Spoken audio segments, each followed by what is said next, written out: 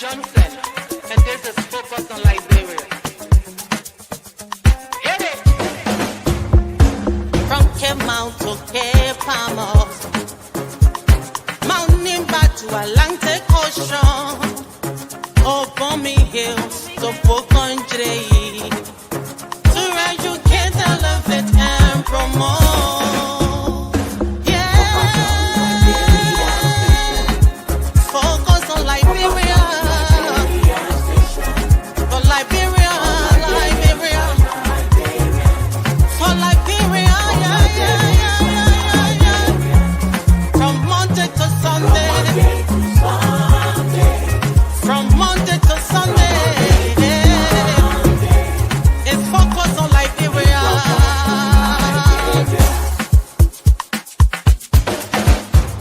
Talk about home affairs, in diaspora, current affairs, reliable information, history, talking about culture, politics, education, entertainment, business, sports, advertisement, articulation. Focus on Liberia. Focus on Liberia. Focus on Liberia. From Monday to At Focus on Liberia, we discuss everything Liberia, from education to politics, arts and culture, entertainment, agriculture, history, religion, family, and technology. Focus on Liberia uncovers and showcases the best of Liberia and shows the world the truth about Liberia. We educate, elevate, and promote all things Liberia. We conduct interviews, panel discussions, debates, and more. Tune in to Focus on Liberia on Facebook and YouTube and be a part of the stories that make up the news. This is Focus on Liberia, and I am... Well. It's another Sunday, and it's Focus on Liberia on Point, the longest running Sunday show on our platform.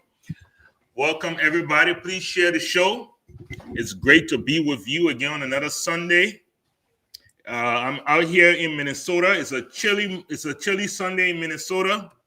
I hope you are warm wherever you are. These are the times that I miss Liberia the most. Because I bet you it's 70 and sunny on a Sunday. You sitting out on the beach with your chili pisse beer. Yes, those are indeed good times. Good times. All right, we have with us our usual panelist. So we're going to go ahead and do a welcome here. Mr. Isma, how are you? How are you on this Hey, Sunday? Mike. I'm glad to be here. I'm glad we're not as cool as where you are, but it is something to think about when we think about those beautiful shores of Liberia with some warm weather, air blowing you. We miss those days, but we had to talk about Liberia and see how we can help in the meantime. Yes. Thanks for joining, Mr. Tao. For you that roasted meal, that roasted chicken, which one you instead of drinking beer, which one you eat? Okay, I eat roasted meat, but Okay. I don't drink, so I don't. Okay, all right, no problem. Hello, hi to my fellow panelists and to our viewers. I'm glad to be here. I was away last week. The year is coming to an end, so I'm kind of busy trying to close out a bunch of stuff. So, yeah, but I'm glad to be here today. Yes, indeed. Yeah, you gotta close out those goals, man, and then set the ones for 2026. Yeah. Indeed. Mr. Namaya, yeah, you don't drink either. So you have fula or what? Oh. Yeah, I drank, but I stopped ever since my. How I say bye? I stopped ever since my cancer surgery, my prostate cancer surgery. So yeah, I don't drink. Oh, But yeah. I'll be Yeah, honest. we'll drink for y'all. I'll be honest. I don't regret it a day in my life. So We will drink for y'all. You did And well. You did well. Yes. We know. Because I come say, what man from Maryland can catch a head? Oh. I did. All right. But That's happy great. Thanksgiving to you That's all. great. Yeah. I think for a minute that we lost Vali Kamara. Hopefully he can join us. We have some great topics for this Sunday. Please, people, share the show. We have our usual. We have Face Electronics. We have Asata. Asata is watching. Asata, hi. How are you? Thanks for linking in. Sir Augustine, thanks for linking in. Please share the show and invite your friends to join. So we have some hot topics for you. We're going to start out with the Claire We Are Hope Foundation, City of Hope Foundation, and being in the crosshairs of the asset recovery team. So apparently, the asset recovery team are now is subpoenaing records from the City of Hope and the Claire We Are Foundation. They want to know, yes, where the money came from to construct the City of Hope. If it was indeed government money, one. Two, if it was government money, or was it allocated for that purpose? And what was the arrangement? Not everything government spend money on government own. But what was the arrangement indeed? And if it was not, then we got to recover our assets. So that's just the first topic. And that's going to be a hot topic because that hits at the very heart of former President Weah. They're coming after his wife, his bosom buddy. And so that, and you see a lot of CDC people kind of getting riled up. A few once more, they are being targeted. So the other topics we're going to be discussing today. We're also going to talk about NAFA. We're going to talk about the head of NAFA, or the former head of NAFA now. Apparently she was suspended back in March. She was accused of misappropriation of funds, and she was under investigation. We haven't heard anything or any results of those investigations. But all of a sudden, the president has accepted her resignation. So, is there going to be further investigation? Or was there a compromise that, hey, if you walk away, we'll not come after you? And then we'll also, it's been in the news, United Party. United Party has done several things. The first thing is that United Party is in the process of fundraising to build a headquarters. United Party is also being reported allegedly that United Party has purchased the headquarters for over $2.5 million. And that they have charged the partisans of raising this money county by county. And the county that raises the most money, I can win the prize. I don't know exactly what the prize is, but they win something. And Bon County were the first one to go, and Bon County raised over $2.5 million. So, 2 years in, and United Party partisans are raising over $2.5 million, and this is a party, as we all know, at one point in time could not even afford to raise money for their rent, but now they can raise millions of dollars. So it's interesting. And finally, we'll end on Liberia securing a term on the International Maritime Organization Category A Council. After a little bit of research, I learned that we're already on that council, but we have secured another 2-year term. I was shocked when I learned that we're not on the council before that, especially being the world's largest maritime flag bearer. At the time, we're not on the council. And then we're able to get on that council, I believe, in 2022. And I know that one of the things that Eugene Namo was very proud of. And now we are back again. on that console. So we'll see how that goes. So those are the topics for today, people. Please share the show and let's get down to these hot topics. Okay. So the first one, say your hope. Claire, we are. Joe Tao. Man, what you think here, though? We have had first ladies before. Really ain't do nothing. You know, really didn't do anything. They just go in there, they just sit down there, they look pretty. After 6 years, 12 years, whatever time, because Joa Howard Taylor was one of the first ladies. Of course, we didn't have a first gentleman doing Ellen, but we did have Katumu Boyka, who was the second lady. And she was placed in charge of the group of 77, and we saw how that went. And now we see, you know, Kawia came on board, and she was able to build the city of hope. And now the asset recovery is hot on her tail. So what's your thought here, man?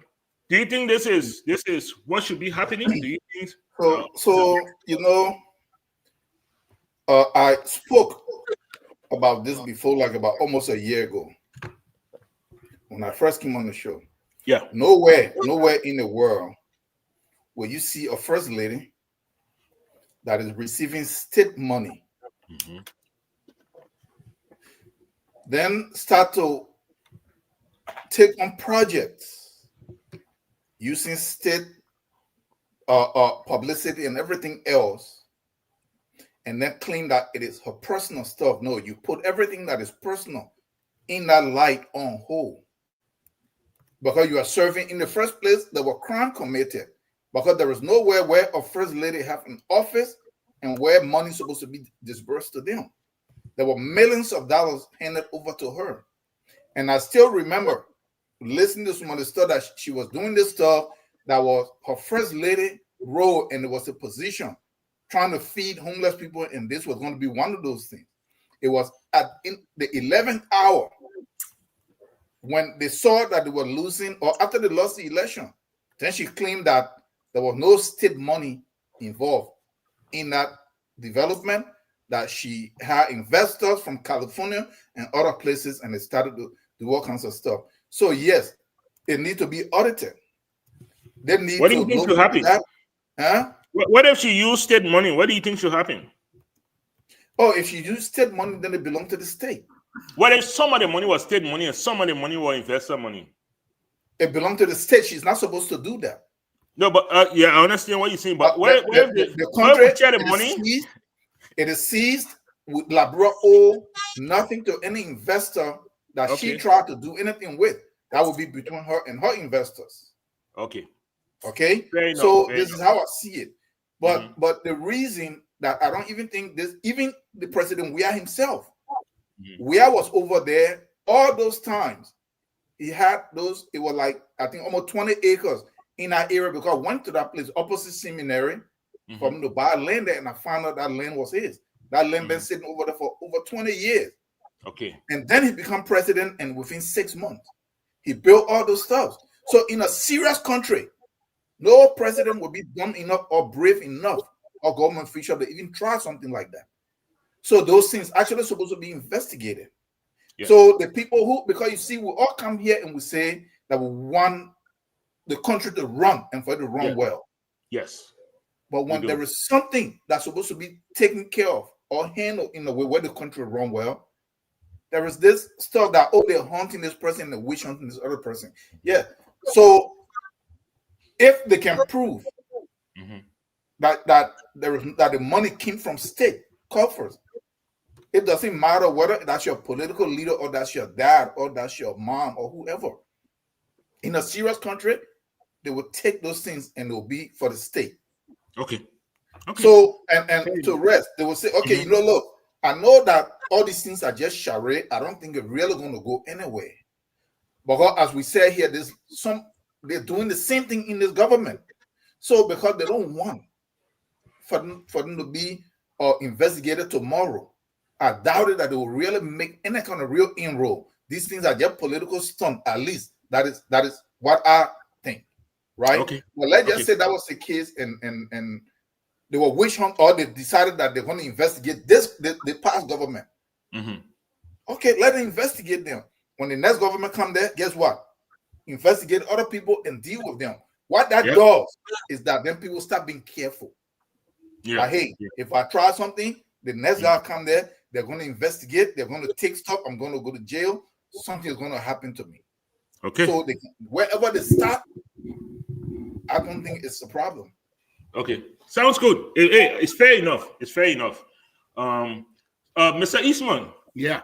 Let me pick your brain a little bit. This whole setting of hope thing. One. Do you think it should be investigated? 1, 2, if any money, whether 10% or 20% or 30% of that money came from government coffers, do you think government then should step in, seize the property, and make it government's property? Wow, now that's 2 questions. But let's 2 questions I'm giving you. So yeah, let's go to the second one. Yeah.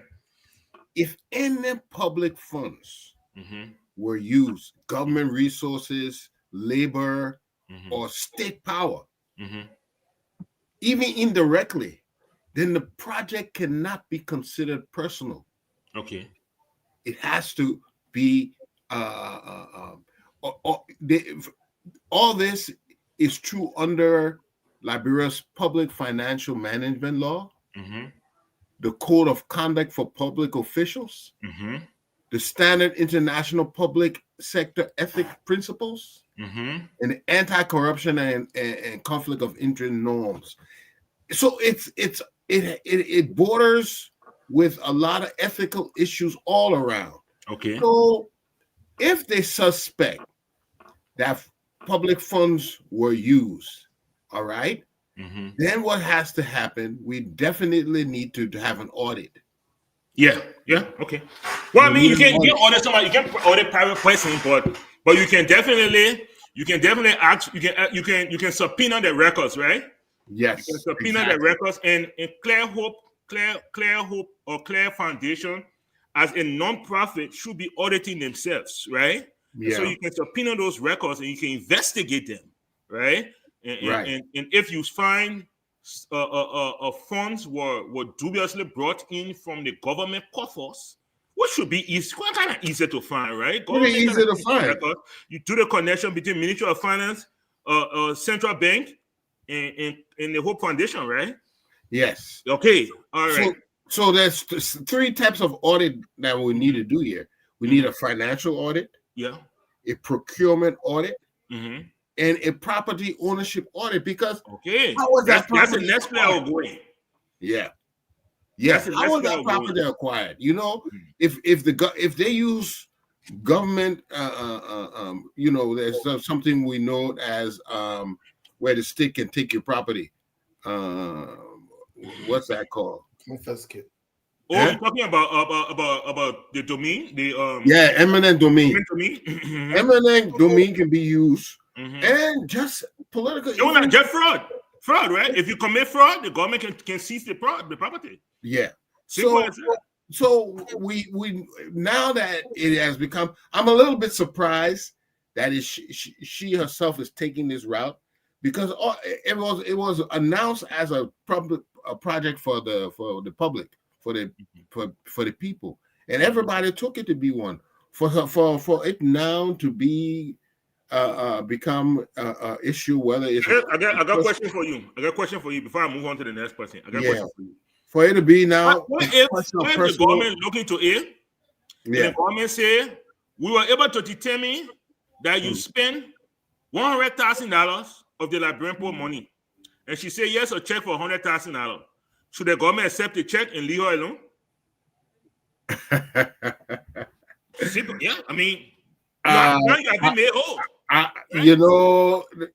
Again, that's an ethical issue, because once the government has invested, you see, now you can't just cut me $1,000. It's my investment. If I think it's my investment now, and now, I mean, it has to accrue some interest. And then the government can always say, I wasn't giving it to you because I expect you to pay me back. It was not a loan. Yeah, no, it was not a loan. So what has to happen is I want to maintain my interest in this. because I thought it was good for the nation. And so we want to maintain our, if anything, I will pay you off for what you have invested in this property. Okay. You know, but it's really surprising that it's coming to this. Fair enough. I agree with Tahoe, what he said. Yeah. If they're not careful how they proceed, all the future projects and things that what they you mean the party headquarters that they just bought for $2.5 million? That will become government all future projects will fall under the same scrutiny. Even Mr. Kamara will be the first one to jump on that one. So, Mr. Nangwe, I'm going to take this. I'm going to take this further, right? So we are setting this precedent that when you leave power, you will be audited, right? Your family members will be audited. Your wife will be, your spouse will be audited. And if any money was government money, Liberian people money that was spent even on a private project, right? The government is going to come after that project. Well, what say you? What say you on that? Yeah, I mean, Michael, and let me say hi to everyone again, and happy birthday to my buddy and friend. Stop the press! Stop the press! Yeah, Michael, you should be ashamed of yourself, Michael. Yeah, but I know you didn't forget. You'll get to it. But happy birthday to Jerome. Today he's 65. He doesn't look 50, but you know. I'm telling you, how many to stop? All that baza boy, you didn't swallow. You know what I'm saying? But happy birthday, Jerome. I know you're watching wherever you are with the wife and the family. Enjoy yourself, man. Wow. But listen, look, this is really no news. Under normal circumstances, if this foundation is receiving government money, it should submit itself to audit. It's just simple. All institutions that receive government money are subject to, they should be audited. Even the one that in get it correct way. Exactly. Right? They should be, yes. Look, I don't know, Michael, when you say you get it, but anyway, if you receive directly. No, when I mean they didn't get it the right way, they were not in the budget. Yes. You see what I mean? Those are reports that there were reports that she was getting somewhere around $700,000, but it was never proven. But in any case, if you're getting funding from the government anyway, you should submit yourself to an audit. The foundation is not a personal property, you know. It's an institution, and as long as you receive government funding, then the government had a stake in it, and I think she should submit herself to an audit. So I don't know what the hulu baloo is about. I think this is news because this asset recovery team has failed so miserably. They're not doing anything. So every little thing they try to blow it up and make it a big deal. I don't believe that going after this is something that, why are they trying to expropriate it from her? Are they alleging that she's personalizing it and converting the proceeds to a personal use? I don't know that, but if they want to audit it, let them audit it. And I think they should submit themselves to an audit. I would advise Mrs. Weah and the team, if the government is, if the fight is over whether to audit or not to audit, I think they should submit themselves to an audit. It should be a normal ebb and flow of governance. Once you enjoy government financing, like you said, Mike, one way or the other, you should submit yourself to an audit. And I think they should open their books to be audited.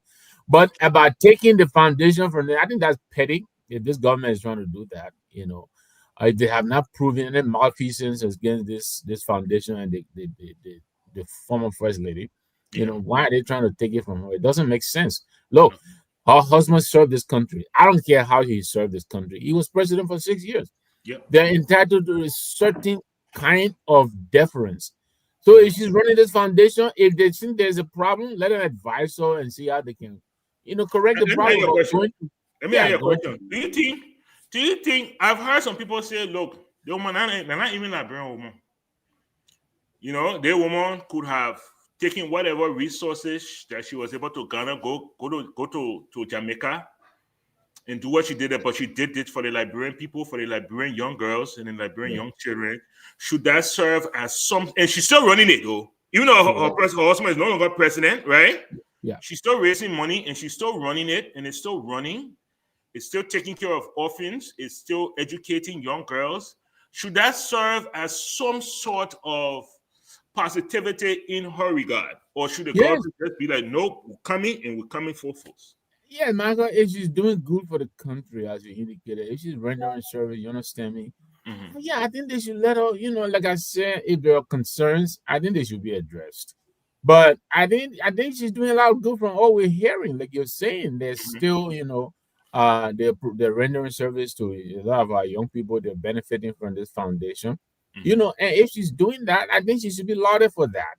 But if there are concerns about malpractice and all of that, yeah, they should audit it and address those. But all this hulu about asset recovery and trying to take it from her, I think it's just too petty. I don't think it's really newsworthy.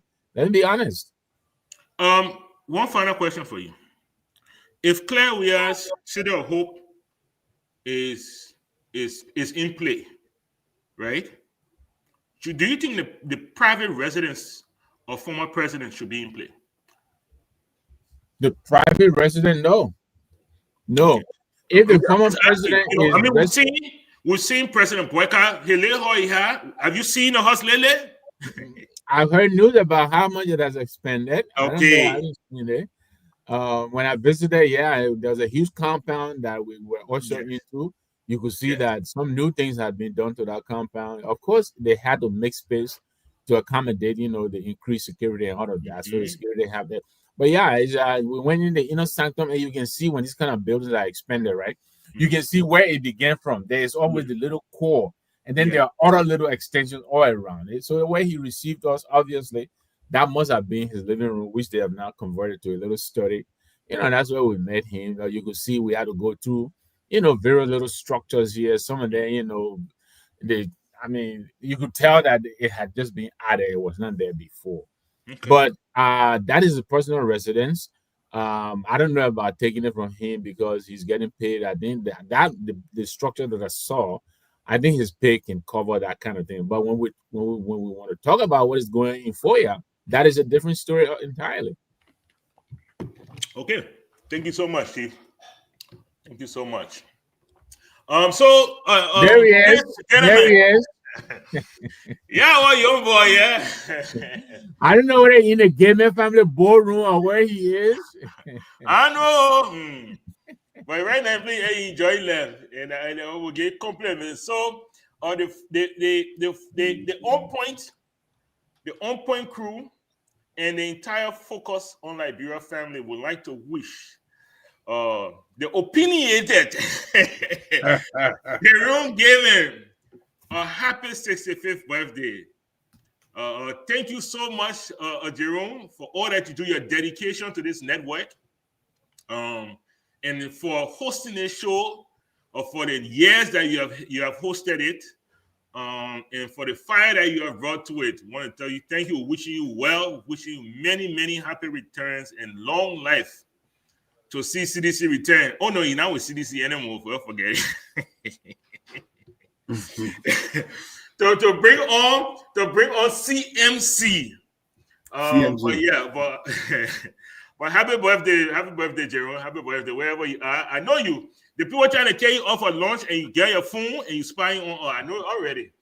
But happy birthday, Chief. Happy birthday so much, and wish you well. Wish you well. All right. With that being said, let's go to Mr. Kamara. Yes, sir. The being witch hunter. I know. I hear posted that. Unless you wish, you'll not be scared when they wish hunting people. But our CDC brothers are complaining that they are being witch hunted, and that the government is coming after them. But we saw things happen, even though George Weah had enjoyed immense success and financial wealth. We saw things happen during his presidency that we never saw happen before, including this building, this structure. Yes, it's doing well. The news I hear from it is educating young girls, it's housing orphans. But at the same time, how was it gotten? Was it a Liberian people money? They will have a say in it. And should it be investigated? And if found to have been gotten dubiously through Liberian people wealth, should it be confiscated and made government property? Let's see what here you say, Chief. Let me greet everybody. I didn't have the chance to say hi while we were in a little studio over there. So I hope everybody's doing okay. The progressive extremist is here today. Glad to see him. You know, but look, I think for some reason in Liberia we politicize everything. The reason for which asset recovery was established was for things like these. I hear, wow, everybody has become so politically dishonest these days. It's crazy. When I listen to Victor Nangba, I'm going like, wow. Say they wanted it, they wanted it, they wanted one more thing from they said they wanted one more thing from nobody. You say what talking about own now. Yeah, the dangerous these days, man. You know? But they didn't nobody told you say we're going to take Club Marie thing from her. That's not what they said. They see some the people that are looking at putting asset recovery. They join that to take in a bar. Then they come down and they say, oh, they say, what you can't take my thing bar? But asset recovery, the recovery portion is just the end of it. Recovery just to the end. The most important part in that the TOR is to investigate first. Okay. We haven't even concluded the investigation. It's only a sign of a smoking gun. Nothing has been done yet. And we hear CNC people going, oh, they wanted one play from her. No. If people believe that something doesn't seem right, they say, come and explain to us. I hear CDC going, oh, the woman from Jamaica, the woman from this place, that place. You don't know our history about Barbados? A lot of our presidents came from that place, from those areas. That's not true. JMB don't even care about where you're from, Jamaica, or you're from, where the hell you're from. So let's just be honest and say, look, the government is doing its best to at least we see semblance of fight against corruption. That's a step in the right direction. We should continue to encourage them to do more, free of any biases, regardless of anyone's political leaning. Let me ask you a question, Chief. I got funny feeling with this, but I like where it's going. I want to see if you agree with me. This government is spending a lot of time investigating the past government, not so much the present government. But what that does is set up a system where the government that come after them is definitely going to invest in. So how they carry themselves right now, they have to be very careful. What do you think about that idea that keeps coming and fermenting in the Liberian people mind? Well, I don't agree that the government is spending a lot of time going after the past government and not the present government. When we're doing it, let's put some numbers to it. Let's aggregate it. Okay, there are how many people in the past government currently undergoing active investigation compared to how many people in this current government that have been suspended and turned over to LSCC? Let's compile the numbers and then come up with an aggregate and tell whether they're just going after the previous government. So let me ask you one question. Do you know of anybody in this present government that is being investigated by asset recovery? But you see, the problem is, look, yes, in fact. Okay. Yes, in fact. What's the name of this guy? I think he's currently at the Ministry of Sports, Youth and Sports. Yes. And the mayor has said it. Mr. Martin said it clear cut. He said he's going after everyone. In fact, there is no statute of limitation as far as he's concerned. He said anybody who comes with statute of limitation, he says he's willing to challenge them in court. He said he can go back as far as 1970. So let us wait and see this thing. We know we rush ahead too much. We just say, go after the other people. But let's try to aggregate everything, and then we have the facts are based on data. Then we'll talk. Okay. All right. I will let Mr. Tao, I'll give you 20 seconds, and then we'll move on to the next topic here. Because you saw Mr. Kamara, he dodged the question. A simple question. He said, oh no, the point I'm concentrating only on the past government. I said, name one person. He said, oh, that guy from LEC. I don't even know who's that. But Mr. Tao, wait 20 seconds. Please go ahead. Okay. So look at what happened here. I don't know why it's like this lady doing some good, that she's have orphanages there, that she's educating young girl. That is not the point. Mm-hmm. If we go by the number, Mm-hmm. which they did not deny, but I want to believe it's even more, that you're getting almost $1 million a year. That's about between 4.5 million to like $6 million or something like that. Mm-hmm. This is not an office. This is money just been taken from the state. This is something that revamped JFK and other places. Mr. Tao, she was never audited. No, wait, mm-hmm. she was never audited. Yeah. Mm-hmm. Nothing. Then when this thing started, I followed it.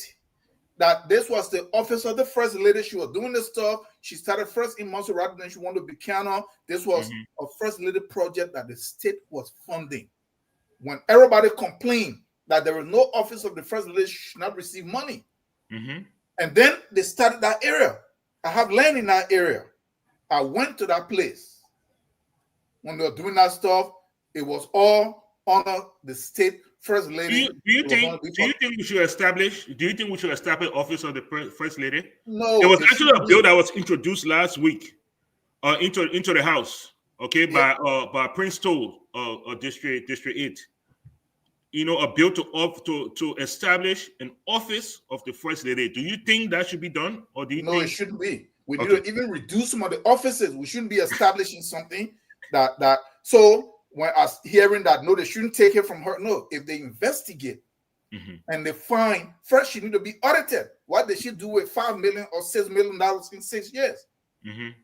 She need to be audited, other than just a clear where her foundation, because that money was given to her to run projects as the first lady.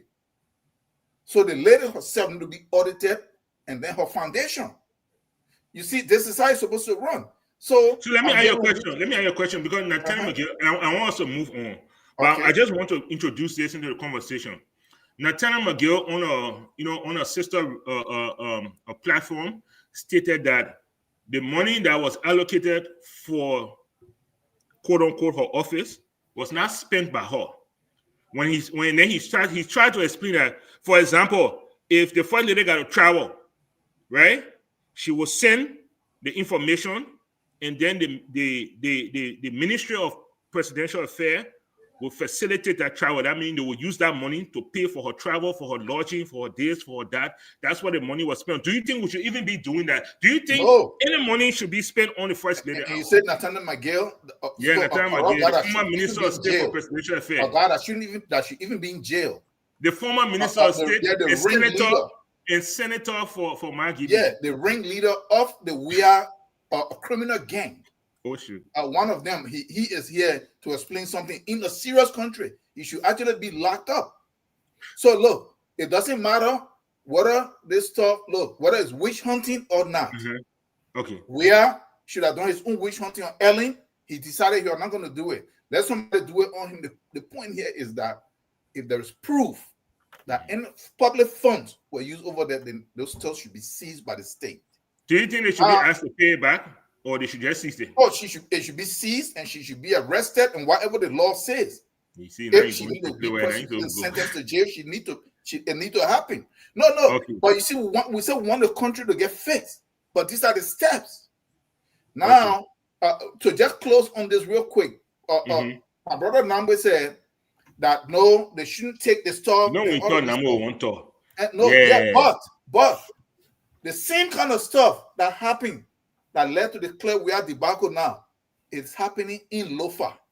That is the one he pointing out, because now he has come with this government.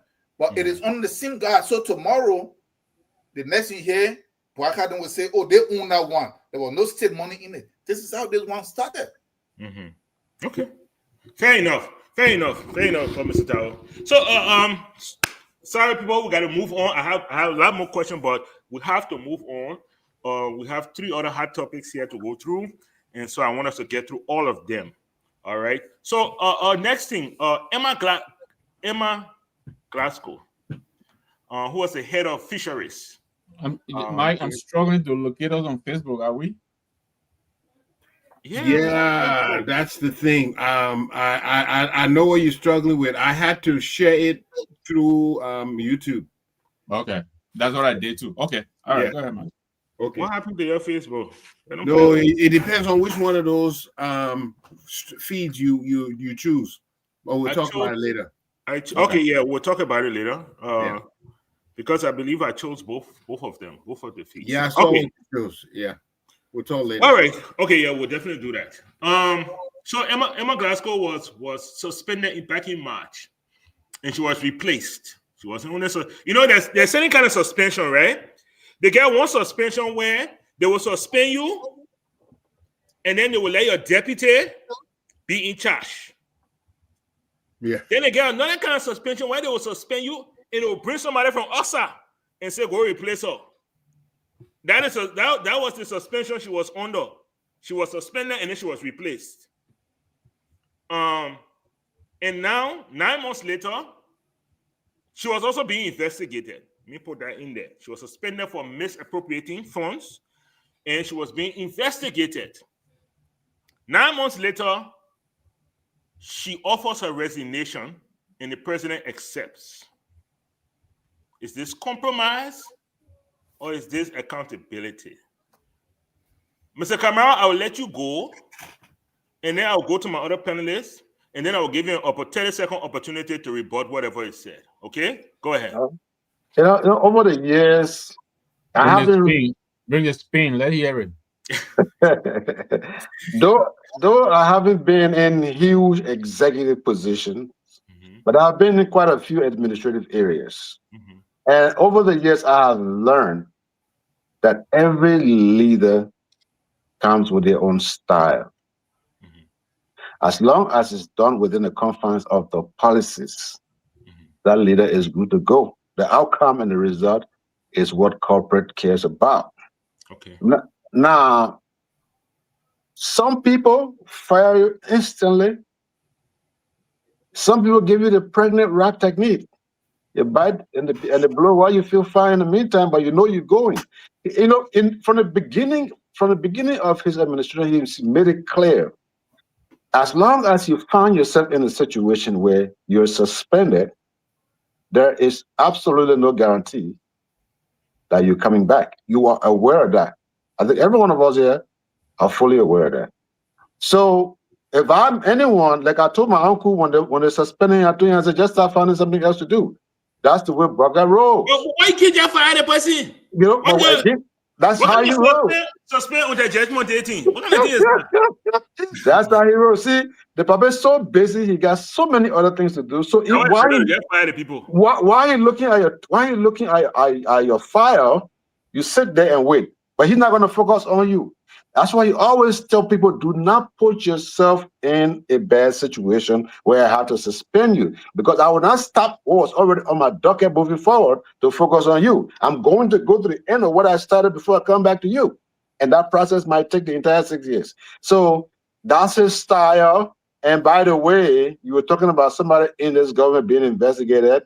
Mrs. Glasgow is one of them people that has been investigated. She's a judge. But she was in this government. She was a judge. We are a appointee. It didn't matter. She was government official. Going back to the last people. Question. This whole suspending thing. One of the things we have learned, right? A lot of people that were suspended, that ended up resigning, were giving their severance packages. Do you think that is okay? That the small money that we have, we should be giving these people severance packages? Because that what happens when you don't fire them. If you don't fire them, especially tenure, people that are up for tenure, if you don't fire them and you just keep them suspended, then, in the end, you get a severance package and say, okay, we'll pay you for the time. And please don't tell me it didn't happen because Josiah Boyka said that from his own mouth. Do you think that is okay? Do you think that's a good use of the Liberian money? Okay, again, we got to be specific because there are some people who were suspended, but were never called back and were never fired publicly, but they were replaced, and the replacement went for confirmation hearing. That implies, that goes without saying, that person was terminated. That's how it is. Now, for those who were actually suspended, and then they had to, give them some kind of payout. Now, I think that was a blunder initially. I don't know whether it was as a result of some kind of exuberance, but that was a blunder from the beginning of the administration. And I think he has collaborated. He's reorganized himself properly. I mean, things are going the right way. So you don't think we're going to hear anything about any kind of severance pay on the one, right? You don't think? No, she resigned. No deal, right? She resigned.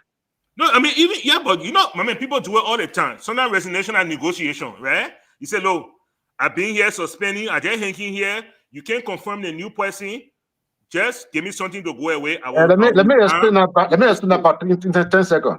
Suspension without pay, you don't get any kind of benefit. It is suspending for the next 6 years without pay. You will just suspend it for 6 years without pay. Yeah, but the civil service law says if you suspend somebody without pay, right? Yeah. And you investigate them, and you don't find anything on them. You have to go back and get in the back pay. That is when the investigation concludes. What if it doesn't? Okay. Yes.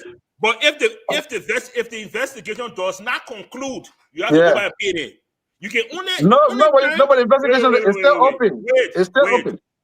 Yeah, no, I'm saying, but because she's going to resign, are they going to end the investigation now? Because then why are you investigating her now? They're not going to end it. They're not going to end it. It's a corruption. It's an LACC issue. Okay. That's what I wanted to get from you. Okay, thank you so much, Mr. Eastman. Emma Glasgow resigns. You saw this when Joseph Boyka King. His approach was very simple. I'm going to get all of these CDC people out of here. Tenure, no tenure. If your tenure is there, I will suspend you. Go and sit down until your tenure finish, and then you will go by your business. But you will not work in my government. The government not for you, it's for we the people from UP. So, please let me do my own. If from we the people from UP, and now you people are running government here. So therefore, Emma Glasgow, one of those people, she was allegations were thrown her way. She was suspended. She was brought before LACC. It's been 9 months. We haven't heard anything from them. Now she resigns. Do you think there was some backdoor negotiation done here? Because I believe her tenure is coming to an end now. I have to double check that, but I believe her tenure is coming to an end early next year. And do you think this was a backdoor negotiation to just keep things quietly so she can go away quietly? Because she has not offered any explanation. She has said, well, I got family issue. What do you think? Thank you. I don't know why Aliyu didn't mention this. You see, suspension signals action without creating legal liability. That is the sense they are using, When the president dismisses someone for wrongdoing, it implies guilt. If the allegation is not proven in court or by investigation, the dismissal of the official can sue. Claim or defamation can be accused. You can demand compensation. You can cause embarrassment to the whole administration. But suspension, that's not a statement of guilt. It protects the president from lawsuits. It gives time to investigate and verify. So it's a very strategic move. And I understand why he's doing it. It places the burden on the due process instead of on the administration itself. It's smart. It's a smart way of going about it.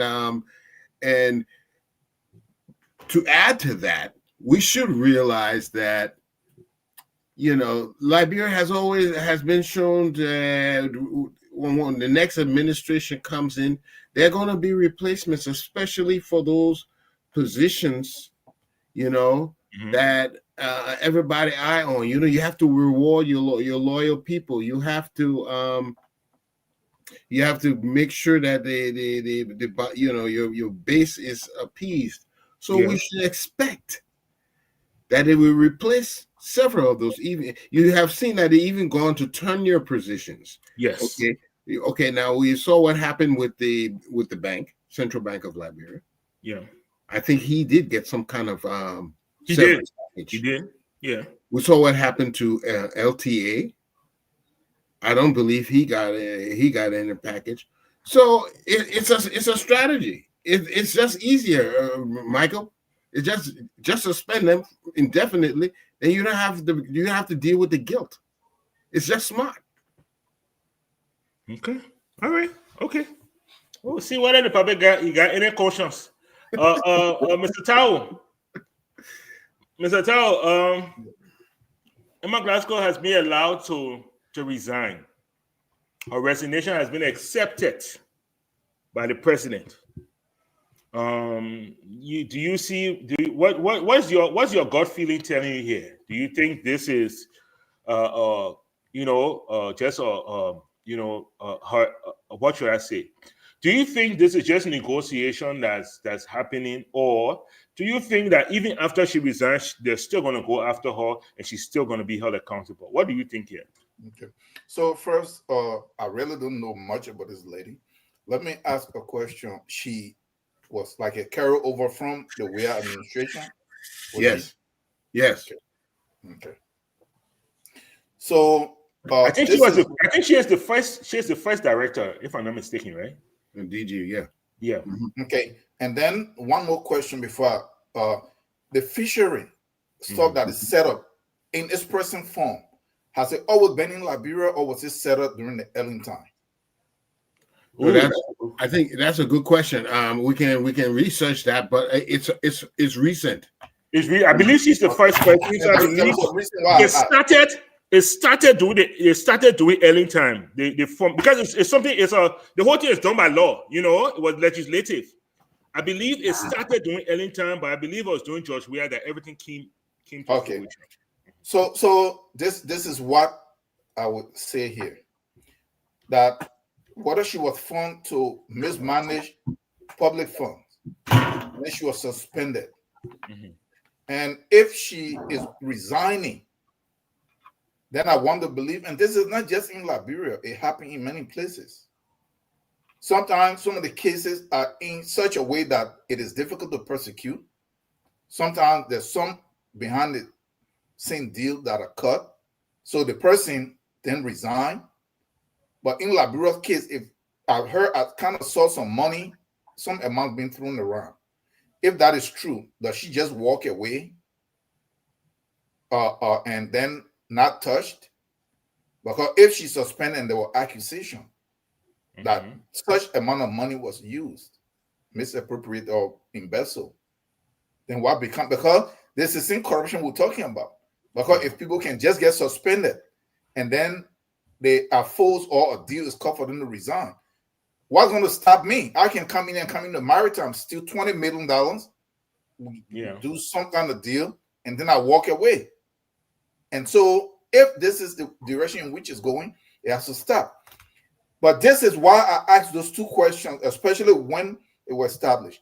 You see, I'm very much familiar with the whole fishery stuff because I have friends that work over there. Coast Guard Base was their headquarters. It was under Ellen 2015 that they actually established this. And if you look at the whole fishery stuff, when you hear the EU then bringing money in, that it was subsidized by them pretty much. At one point, they provided almost all the budget. And why? So that the EU can have access to Liberia's coast and fish everything out. The way they set it international, even in oil drilling, they set it like here in the US and stuff, is like 12 miles off from the coast. Liberia had 12 miles where you can have, it's 200 miles actually, but Liberia can only control 12 miles. So our fishermen used to go out there fish and everything. In that deal that is signed 2015, it gave EU access to bring their boats, their huge trawlers and stuff, fish as close as 4 miles off the coast of Liberia. If you look at the fish problem, EU or China? I thought they granted it to China. No. The EU came in that they needed to get involved so that they can stop Chinese boats allegedly from exploiting Liberia fishery area and all of this stuff. So they started to subsidize. I'm saying this to say some of these institutions, they need to be back on a commerce or somewhere. It need to be canceled. What is happening now? We're having fish issues. So while we are talking about who got suspended, which is a short-term small stuff, We are talking about the long-term stuff and the things behind the scene, how the institutions came about. These are some of the damage that Ellen caused in this country. Can you imagine these people bringing their big boats, fishing right off of your continental shelf, right off of your coast, 4 miles?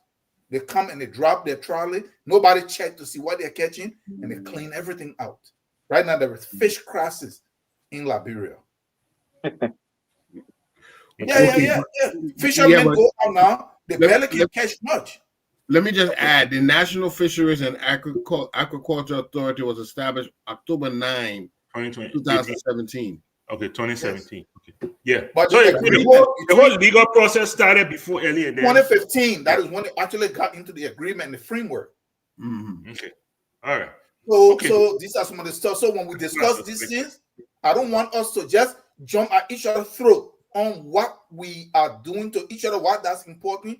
We have to look at the bedrock, the foundational issues that have the long-term effect. Okay. All right. So yeah, there you go. Yeah, and I believe Emma Glasgow was the first. If I'm not mistaken, I believe. Yeah, because 2017, that's when we took over, right? He was inaugurated when? In 2018. Yeah, so that's a few months.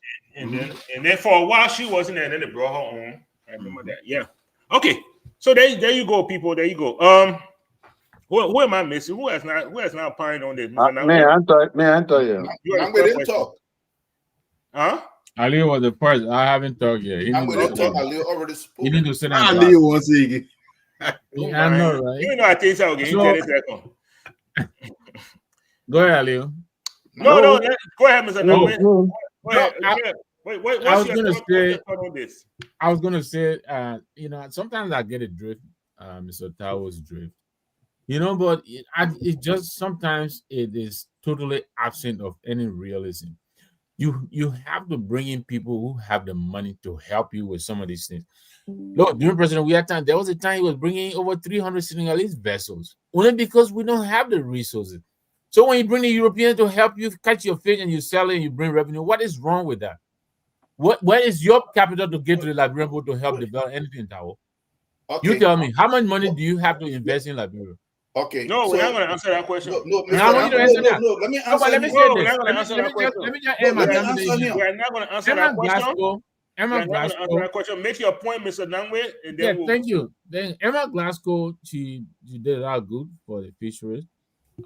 There are several accounts of her behavior, how she was, arrogant and all that stuff. And so when the Bwaka team came in, among other things, they sort of removed her. It's part of the fact that she had some time left on her contract. I'm sure we all remember that. It was very controversial. She sued the government to the ECOWAS code for $10 million. And so if she's resigning at this stage, I am absolutely almost 100% convinced that there had to be some kind of backdoor settlement that is leading to her resignation, just like they did National Bank. This government, they can act before they think in most instances. They go and do the act. Then when they get rebuffed, they come back. And then they go behind the doors and try to fix it. Yeah, exactly. They fired this guy from National Bank. We know the story. Over $300,000. We understand he's being paid per year for, I think, 3 years or whatever. So I'm almost convinced that this lady is working with some kind of settlement. It may not be $10 million. But she did sue the government through the ECOWAS code. Yes, the government doesn't usually honor ECOWAS codes. But I understand that she may have had a case. And now that she's walking away, I'm almost convinced that some kind of settlement may have, I don't have any proof of this. Okay. All right. Okay. Thank you so much. Mr. Kamara. Yeah. 30 seconds. You want to say anything about you first so far? Yeah, Mr. Tao came in me loud. The vessel will get fish crashing like bro. So they took all the fish on the sea water. But if do you believe that the same access to fish that we used to have before we still get it?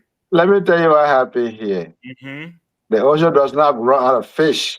What happens is when the rain is falling during rainy season, fishermen, most of our fishermen are using canoe, and now they can put engine on the back of the canoe. You can't be on the sea with heavy storm coming. So the fish on the market slows down. During the heat, during the dry season, Liberian fish overflow on the market. That's how it's been every year from the day I was born until now. All right. Now the issue about I can bet everything that the government pays on the back. They kind of speculation. Let me tell you, let me recommend something to Musa today. Musa didn't tell them about the Liberia. They will do good job for it, Liberia. Remember the part of it? No, let me tell you. The man will take anything and hammer it. Once it's negative, he believe it negative and make it seem like it's real. They need to carry the Liberia now. They're wasting time before it gets too late. He would do a pretty good job over there. I can tell you that. That tower you talking about? No, Nangbe. Tower, they will run their tower. You don't want me to be and do you every Sunday? You want me to be like bro? Thank you very much. Thank you very much. All right, gentlemen, let's move on. Let's move on to our third topic here. We'll see. There's a lot to. I mean, who knows? We might never hear anything, but but we'll look to see if Glasgow will continue to be investigated. I doubt it. And just based off past United Party experience, I doubt it. It will die in the wind. You'll not hear anything about it again. When you ask them, they'll say, "Oh yeah, it's still on the books," even though it's been 5 years. But we'll move on. United Party, after being accused of chasing CDC from its headquarters, have decided that they were going to be the first party since the TWP to build its own headquarters. And so they have initiated a nationwide fundraiser. And they have made it a competitive process by engaging all of the counties. They have assigned people to those counties to lead the fundraising. Such fundraising we saw a few days ago in Bond County. Bond County kick launched theirs and they were able to raise over $2.5 million. These are people that could not raise money to pay their own party headquarters. Now, in the party headquarters, they were not owing $2.5 million. They were not even owing $1 million. And the people had to carry into court, and they were evicted from the party headquarters. Now, one group, one county is raising 2.5, and that's not even the main county they're eyeing right now. They are thinking between Nima and Lofa and Monserrato. Maybe, what are we talking? Mr. Tao, I mean, how does this sit with you? Okay.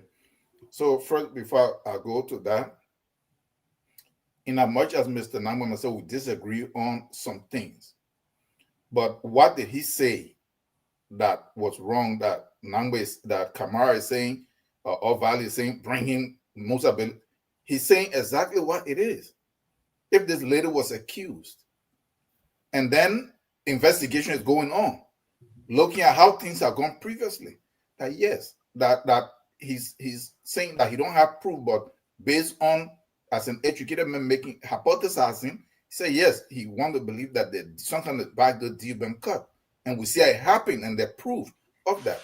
So for you to come and start trying to demean that point that he made, you're trying to send me exile. That's what you're trying to do. Yeah. So hypothesizing. I don't know everything in the video. But look at what happened here. The Bouaka administration learned something very fast. They found out that George Weah were in power. They were eating money. They were partying at Jamaica Lodge. And they forgot to secure one of the most important stores using state money.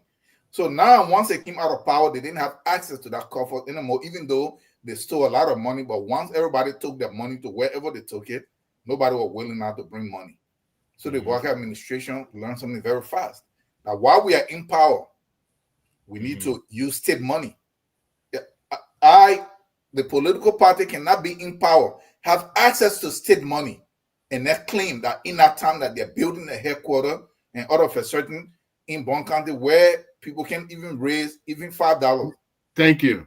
They already saying that they already raised $2.5 million in one day. You can see the corruption. And this is why when we talk about the asset recovery, I was saying, Mr. Tao, Yes. Tao, many outlets are reporting Liberian dollars, not US. Oh, is US? I mean, that doesn't. That's your point is still valid, but I'm just saying that it is not US. That now they have all of this money, but you can see how they're trying to do it. I mean, that is actually what I see, because we know that the political parties in Liberia have no credibility. This is not black or weird stuff. Okay, so this is what we are seeing here. So they're trying to cover themselves so that when they leave power, they have a building that is standing, and they have access now to state money. So once you can really distinguish, even if they raise this money, honestly, just the fact that they always have money issue. Now the in power and the money available through some membership is always going to be questionable. Okay. All right. Okay. I mean, it makes sense. So Mr. Nangwe. Yes, sir. How do you go after Claria? And then you raising such a money to build supposedly headquarters, and cannot somewhere in there believe that as soon as you leave power, they are coming after you? Yeah, but Michael, first of all, how does it not even claim your attention what is happening in FOIA in the first place before you go after Claria? You understand me? This is the problem the problem. But let me say this. And I said this on my page, and of course the UP trolls were all over me. Right now, building party headquarters, is that a priority right now? Right now, Mr. Kamara. Is that the priority? Just like going to bring these auction buses that are breaking down all over the place, is that a national priority? Look, just last week, the Front Page Africa reported 600,000 people are depressed. They're they're facing mental problems right now in Liberia because of the hardship. Women are crushing rocks for the children to go to school and eat. This is the level of what our people are going through. And you're gonna go gather in Bond County and raise money to build headquarters. You think that is priority right now for the majority of the people? I don't think so. I think this government is tune deaf. I think they have lost touch with the people. Right now, headquarters building is the least of our people's priorities. How do you bring the prices down? How do you bring the cost of rice down, the cost of gasoline down, so that our people will be able to put food on their table? This is what this government should be preoccupied with, creating jobs. You gather and you go and like I believe Jimmy or Mr. Tao just said, they got kicked out of their offices a year or two ago. Where they getting all this money from? You think the people don't know? You think the people are stupid? Optics and perception, they're very important in politics. Right now, the optics look bad. People are suffering. They're going to bed hungry. You're going to gather in bunker and make jolly and can't raise money to build what? Headquarters? Who cares if you have a headquarters in every country? Have one in Moravia first, which you didn't do. Give it some time. But now, you haven't addressed any of the problem. Cars are still getting stuck in the mud. You said the first 100 days. It's been the first 3 years. You haven't been able to pave the roads. Okay, let me make it 2 years. So, Mr. Valley, come on. So there you go. So we're getting mixed. Mike. You think this is our priority? I'm serious. Is this a priority? We are getting mixed media reports. There are some that are saying it's Liberian dollars. There are some here. The Verity Online is stating that indeed it is $2.15 million US dollars. So we'll see clarity from Mr. Kamara here. We'll see clarity from Mr. Kamara here. Kamara, how much did you contribute? Oh no! Please. Mr. Kamara, do not answer any question from him, please. You send $1 million out? You will speak. Mr. Eastman. Mr. Eastman, you've been around, man. You remember NPDL days? I'm not going to take you back to TWP, right? I don't know nothing about TWP. But you remember NPL? Oh yes. Who do we want? Man, you remember NDPL days, right? This is classic NDPL. Yeah. Classic Kekurapoto. You know, right here. You know, we'll go nationwide. And where some people y'all go into the internet, y'all raise the money, and then you just see money just coming. But you can't see the money, but you'll be getting no more. And eventually that money will come from somewhere.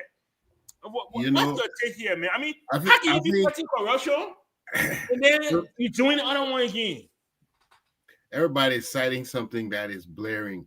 And you know, it reminds me, you know, sometimes the elite, they can be living in such a clueless state where they don't even see that the people right next door are suffering. You know, when they asked Joan of Arc about why we have no flour for the people to bake bread, and she said, but why they don't just eat cake? They are clueless. The people this thing shows an inequality. We're not changing the revenue. We're not changing the income and household income. Where is this money coming from? This will create public resentment. It will go on and we start creating credibility problems, corruption perception. I want to ask you a question, Mr. Eastman. Yeah. Do you think with the present conditions of schools and clinics in Bon County, do you think that United Party should take this $2 million and build party headquarters in Bon County, or they should renovate schools? Definitely, this money should be invested in the people. We should not, first of all, the elites, we're paying them, we're compensating them too highly, first of all. Then we turn around and we pay for their benefits, their cars and their gas slips and their generators. And so they have all this money to collect while children are not in school or they have to sit on the ground. I don't understand this elite. Look, this elitism that goes on in Liberia, I don't understand it. But all of them want to be elite. They don't want to change the situation. They don't want to change the plight of our people. They only want to act like big shots and enjoy. I come around, I'm not going to call names here, but when I go around a couple of people, and they are devoid of what is the reality in Liberia with most people. But they are living very nice lives. You wouldn't even know you in Liberia everybody don't come to rescue. Yeah. I don't know who comes to rescue. Seriously, every freedom fighter is not fighting for freedom. Sometimes they're fighting to get their own slaves. Get their own. Yes, to get their own. And I think it's a dangerous thing for UP at this time to already be so blinded by what's going on. I think it's very, very dangerous because they have people in there that many people perceive as already wealthy. So they may fall in the same trap as the Tui party people if they don't be careful. When they put Billy in the headquarters, they must please Billy in a town hall fashion. Because we're ready to seize it. We want to make sure we can reuse it for something else. Okay? And Mr. Kamara, yes, sir. This money, first of all, we need clarity from you. Is this 2 million LD or 2 million USD? One. The second question is, based on the continued struggle to upkeep our facilities around the country, do you believe it is a good time to be building 15 county headquarters and a national headquarters, or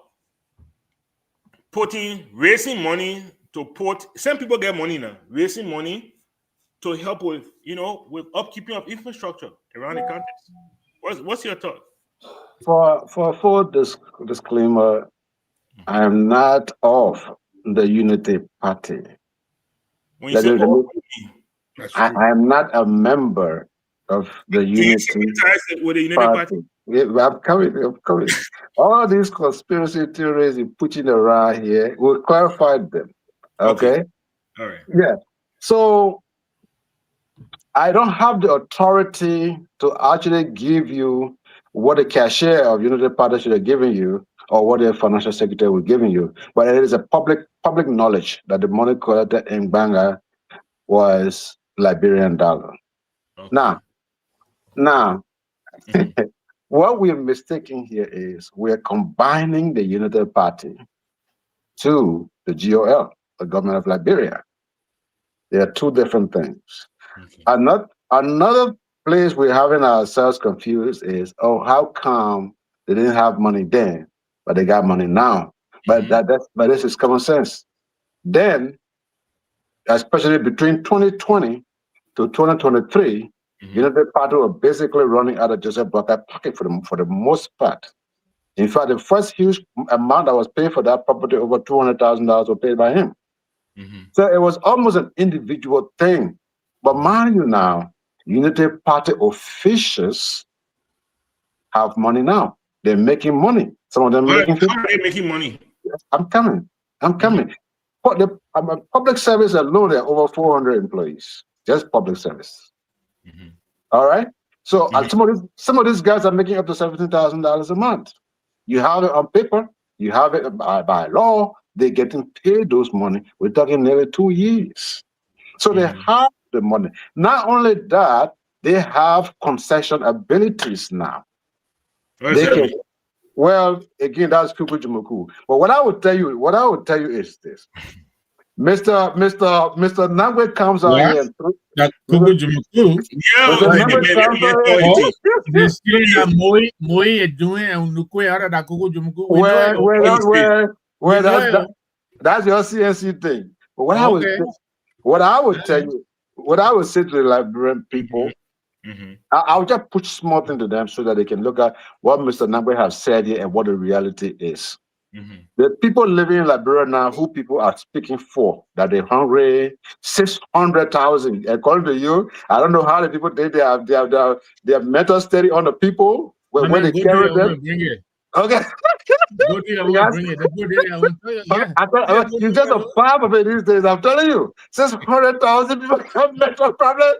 How you came up with that thing? We don't know, but that's okay. But what I will tell you, those same people were under George Weah, when back over were $18.50 they leave. Now it's $15 or $14.50. You say this government is suffering them. How did they survive buying Beverly for $18.50? And now that it's around $15, they're suffering even worse than George Weah. Gasoline, when I was in Liberia in 2023, I was buying gas for $1,000 a gallon, $9.75, $1,000. Gasoline is no more than $7.75 now in Liberia, and it's steady. It's steady. There is no shortage in any of the basic commodities: rice, gas, flour, whatsoever. Everything is great, and prices are down compared to what it was less than 2 years ago. You're telling me that this government is just bad, they just suffer the people, 600,000 people that go crazy in the country. Mr. Kamara, I'm confused here.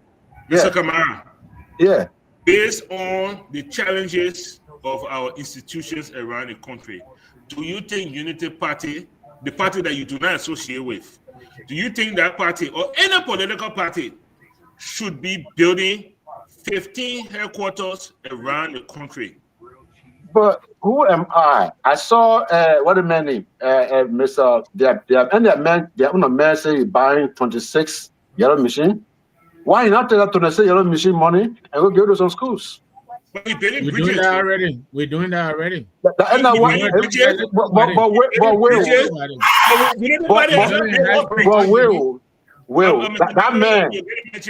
man, the men are being government preachers.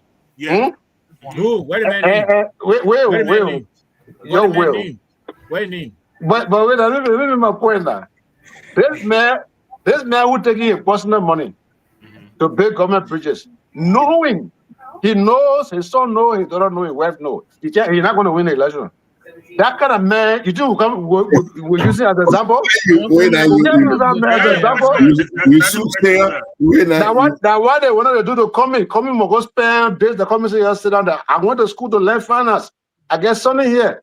You don't spend money like that. Let men are retiring.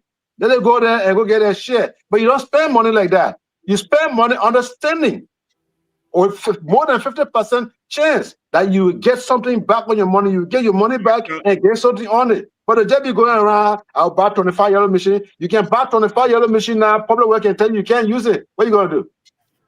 But where did Mr. Tao, go ahead. Yeah, what am I stop it from grilling any road in the country? They ever stopped us? They ever? Well, anyway, Mr. Tao, go ahead. Mr. Tao. Okay. So look at what happened here. Kamara is always trying to. I don't know if he's being deceptive, honestly, or he just don't get it. For you to say that burger rate used to be $18 and now it's $16, so everybody should afford it. You have to look at the economic condition. Yeah. You have to look at the economic condition at that time. Let him finish, please. Go ahead, Mr. Tao. If you look at unaware, the NGOs were there. There were a lot of money in the economy, and there were companies that were there. So even though it was $18, people could afford it. Those people pulled out. A lot of subsidies were removed. So even though now it's $14 or $12, people cannot afford it. And in the first place, it was not $18 unaware, because I personally ran a rice distribution project for 2 years, and I was buying it $12 and $13. Yeah, agree. Anybody agree? It was not $18. I ordered the record, all my tax record, all of the bank transfer. I have them, so it's not true. I don't want to sit in Saudi Arabia rice. Yeah, for you to try to make this statement because it was 18 here and now it's 12 here, you have to look at the economic stuff that is going on in the country at that time and now. And for you to be here and try to be disingenuous that people are not suffering in Liberia. Mr. Number said 600,000 people, but if you look, it's actually the whole country. The whole country. Yep. Look at the condition in the country. Well, I don't know where you come from. Is one thing, and you know you are right. You do not support the Unity Party. You support the individual Bwaka. And this is the problem that we are having. People not looking out for the interests of the nation, but tie themselves to one individual. Now, even if that individual is not doing well, well, you have to separate the Unity Party from the government of Liberia when the two are actually one, like the way Liberia function. You can separate them because the party is the one that driving the nation's agenda. Okay.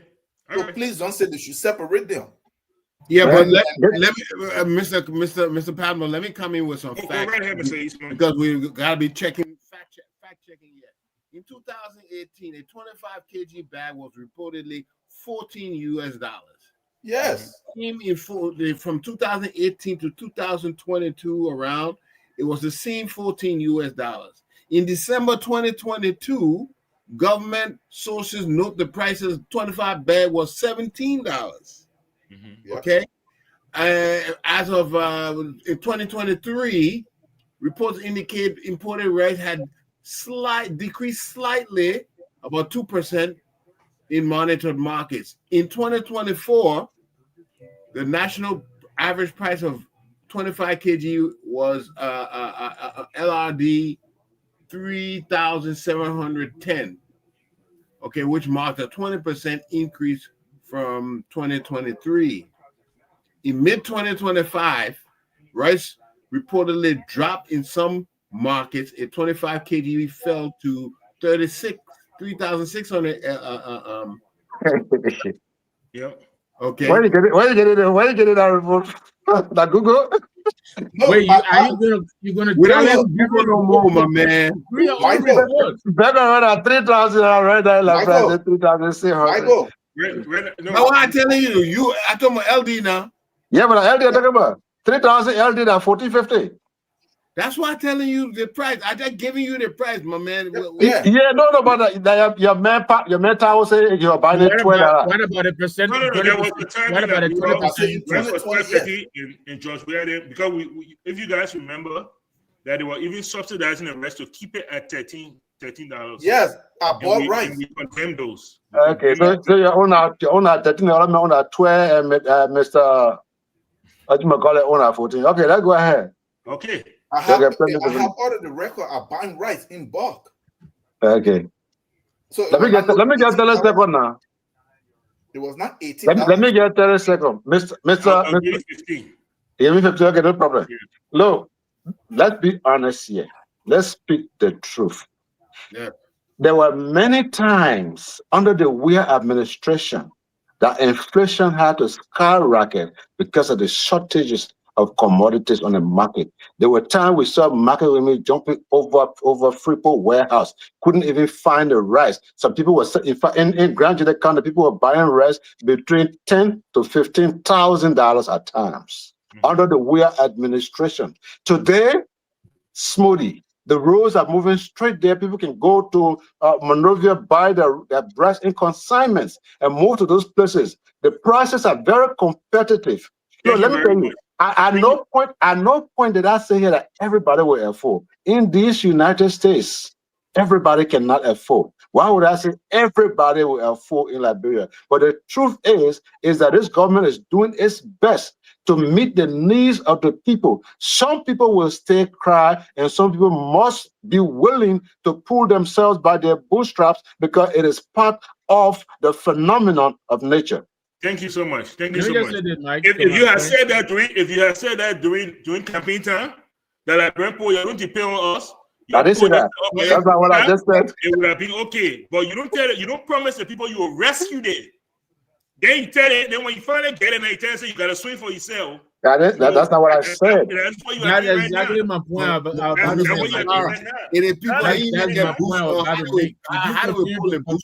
Some people. Thank you very much, Mr. Eastman. You have to put yourself on the bootstrap. Somebody, you gotta have boots. You got boots there, ain't no bully. You got no boots there, no bully. What a bootstrap would be. Mr. Kamal makes a clear point. The roads have been open, right? The roads have been open. So now people from Great Judea can come to Monrovia and buy imported rice. So rice can be $15,000 in Great Judea. Instead of investing in agriculture, so you can plant rice in Great Judea. So people don't have to leave Great Judea. So people don't have to leave Great Judea to come Monrovia to buy imported rice. Yeah, you're out of touch. Okay? You're out of touch. That's where leadership comes in. But we'll go ahead. We'll move forward. All right. So on to our fourth and last topic here, people.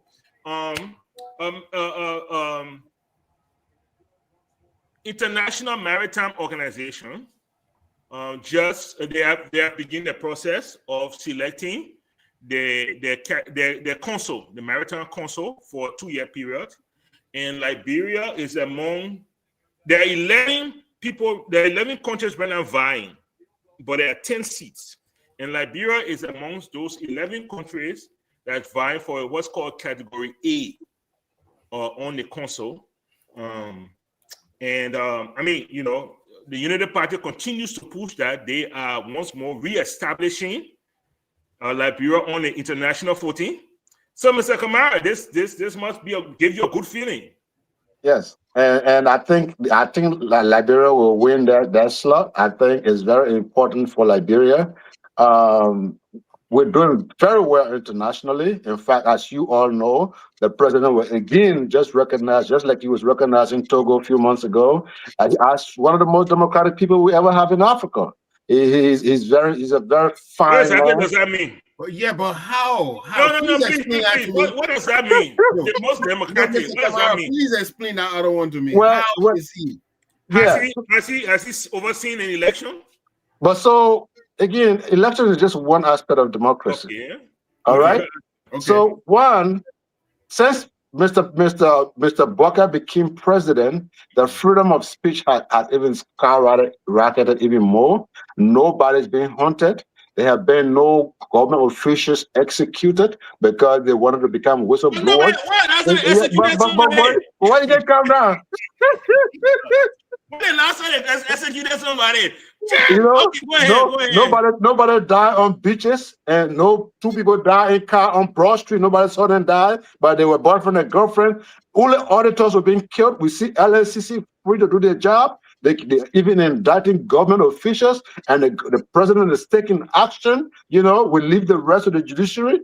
But the reality is what you don't see, because you got your opposition or your opponent cap on. The international community see those things. In no time, now we are part of the National Security Council. Africa depends on us as the decision maker for the entire continent. So the president is doing big things, and the country is becoming more recognized and appreciated. Yes, big things. I just a minute. Let me give me 5 seconds. I want to remind how you. About I give you your 2 minutes? Go ahead. Mr. Kamara, I want to remind you that when Togo was assassinated, and killed in a coup d'etat, we were what? We're president of the Baptist Alliance in the world. We're chairman of the OAU. All those accolades, he had them, but locally, they dethroned him. So do not look at these international accolades and think that you are necessarily doing well at home. That's not a good thermometer. Okay. Just to remind you. All right. Okay. You have anything to say concerning this? Yes. Mr. Eastman. No. I feel you can. No, about what Liberia passed the rule of law, the MCC rule of law, but I will not do that to you. Mr.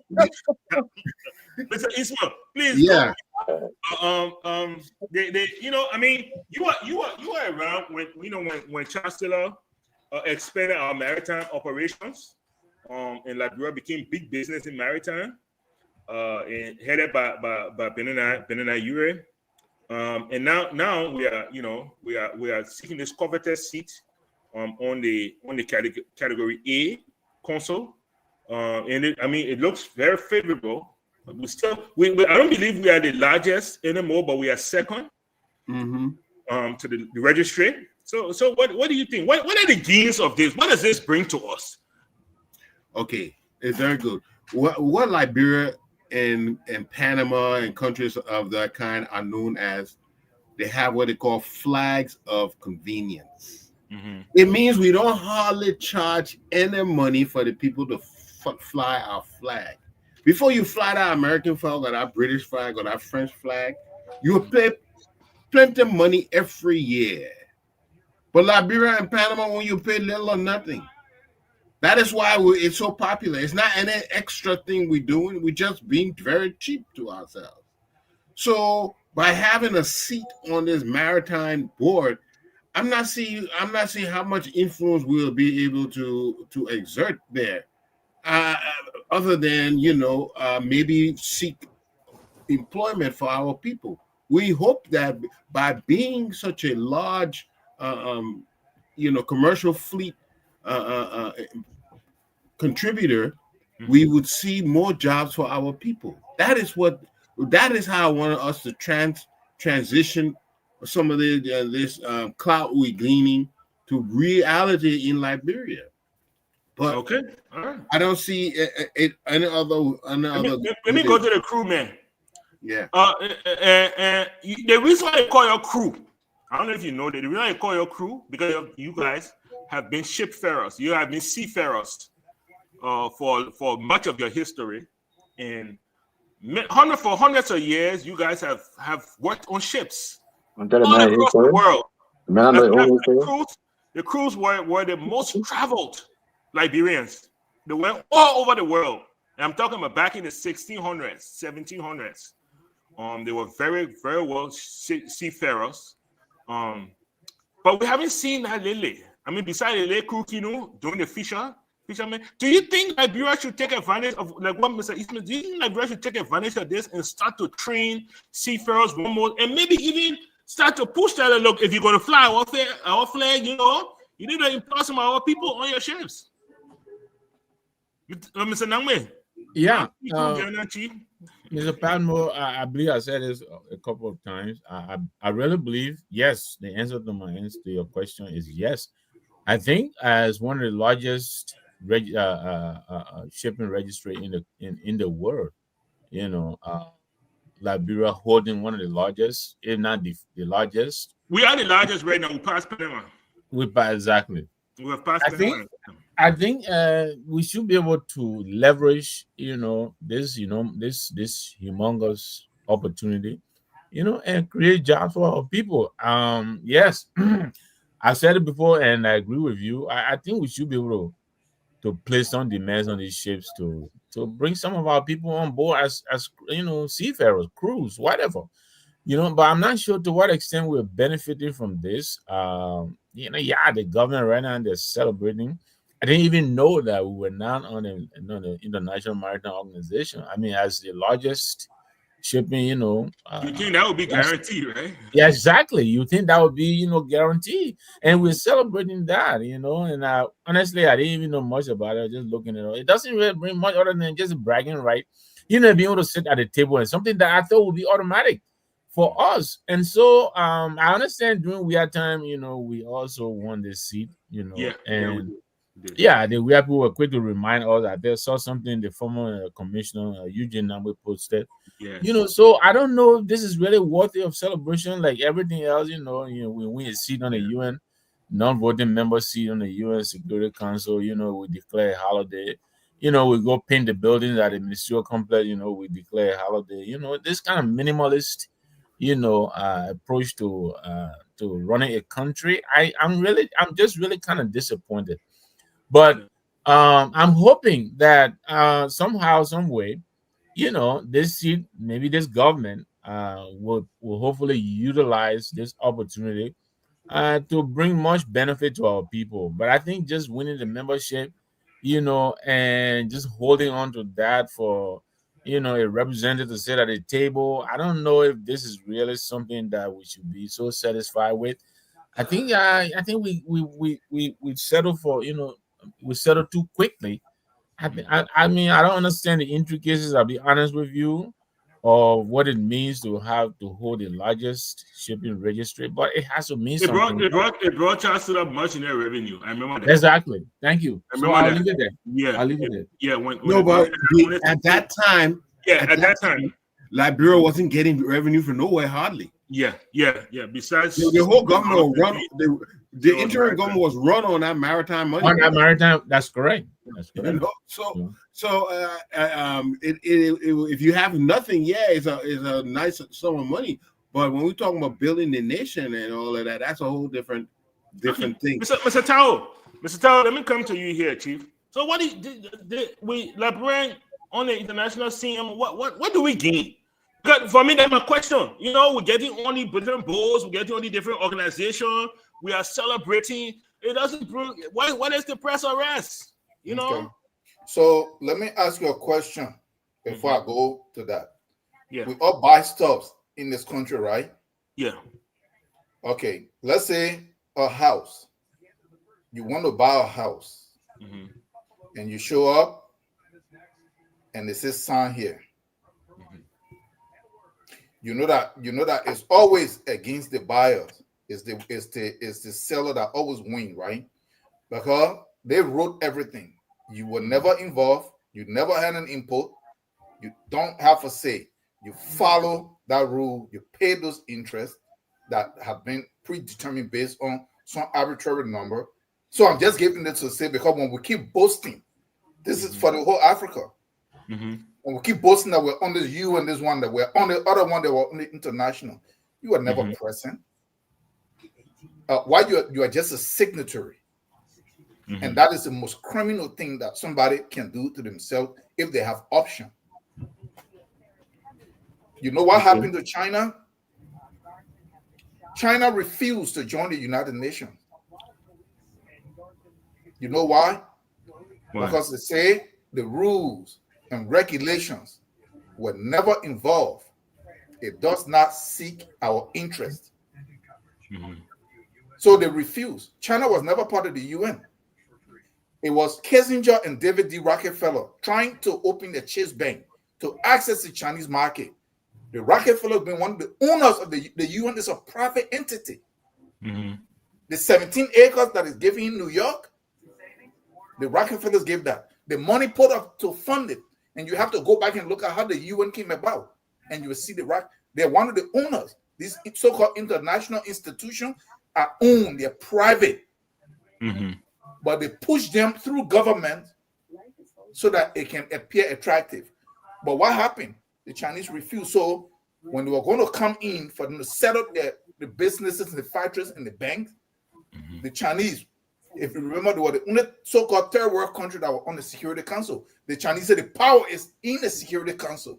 So we join at the level of the Security Council so that if something is not in our favor, we can veto it. But I'm just giving this background to say we are the only people that somebody already wrote something that we have to follow that is not in our interest.